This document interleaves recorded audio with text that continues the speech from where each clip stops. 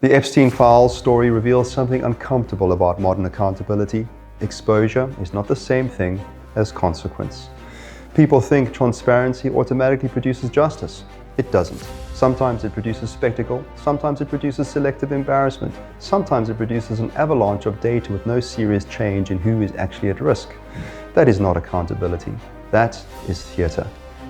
That point was sharpened in February when the UN experts said the disclosures contained credible evidence of systematic and large-scale abuse, warned that some conduct may meet the threshold of crimes against humanity, and criticized flaws in the release process for undermining accountability and harming victims.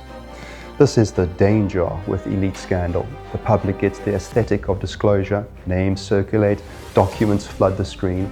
But if nobody truly powerful becomes structurally vulnerable, then what you have is not justice. You have a ritual of public fascination. And rituals can calm outrage without changing power. Real accountability is boring compared to scandal. It is a chain of custody, independent investigation, victim protection, competent prosecution, cross-border cooperation, institutional follow-through. That is why it is so often disappoints people who wanted catharsis. Law is not supposed to be catharsis. It is supposed to be consequence. So my concern is not whether the public saw more documents. It is whether the system became more capable of touching wealth, network, status, and impunity without flinching. That is the real test. A document dump may shock the conscience.